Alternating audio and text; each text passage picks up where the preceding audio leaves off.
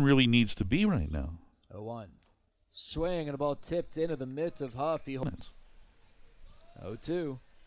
Swing and a bouncer to third. Ornelas has a charge. Going to be a tough chance. From the grass, throws to first. That's his only play. Jimenez retired. He does bring home the first run of the game. Benintendi scores from third. And To make the play. the lefty Moustakas trying to keep his career going. First pitch he sees, a fastball. Infield back, second and third one out. Here's the pitch. Swing and a miss.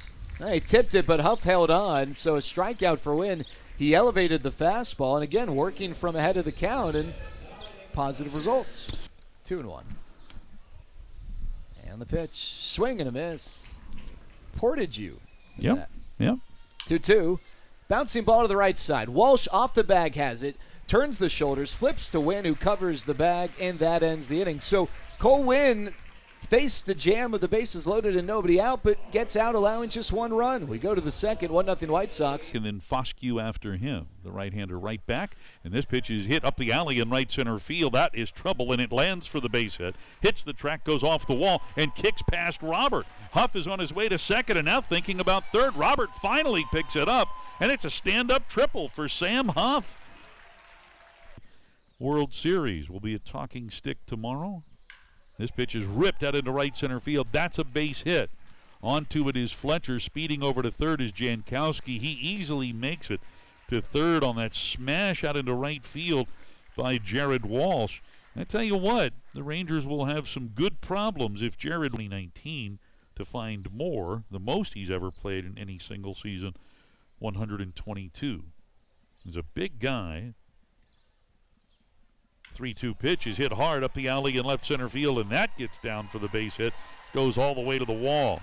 Moncada on the move. He's being waved around here, and the relay throw does not connect, and so Moncada scores standing up on the double out into left center by Eloy Jimenez, and the White Sox regain the lead here at 2-1. Struck out 0 for 2 in the ballgame. And he hits this one toward the left field corner. That one has a chance and is fair in the corner.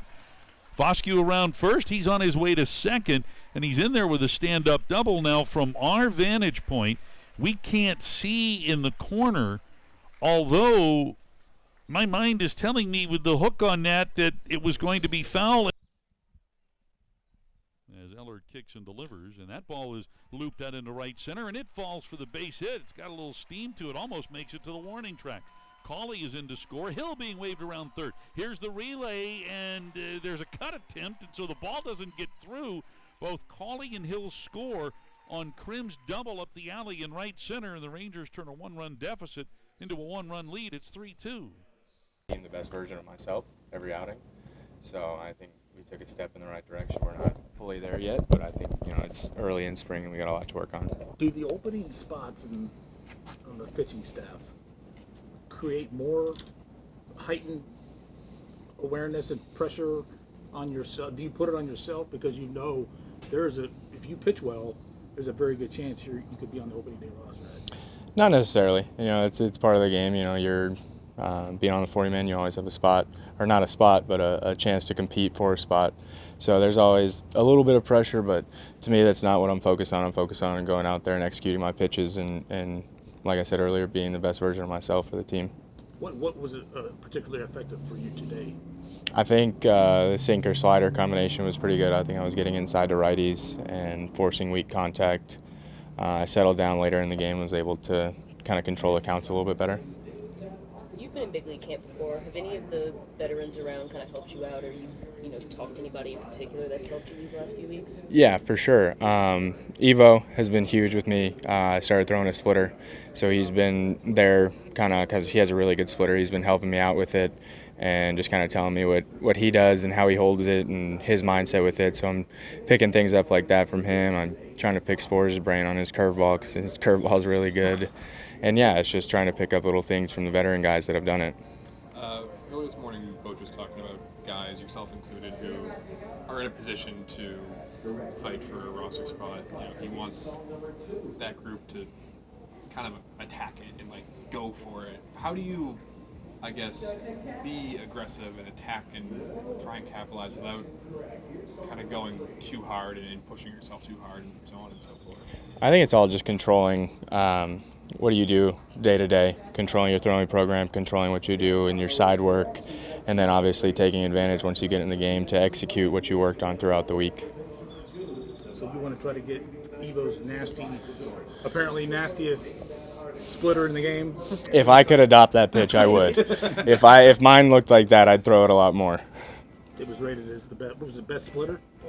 Nastiest pitch on the team or something. Yeah, if I could adopt any pitch, it'd probably be that one. I mean, 'cause he's able to throw it to righties and lefties, and it's been so effective for him. And it's just a really harder pitch for him to, not harder pitch for him to throw, but harder pitch to play off of his fastball going in. You know, he's talked to me a lot about his mindset with it, and it's trying to get it arm side and get it down and where he looks at and everything. About the most impressive pitch you see, any individual pitch that you see out of the major league guys?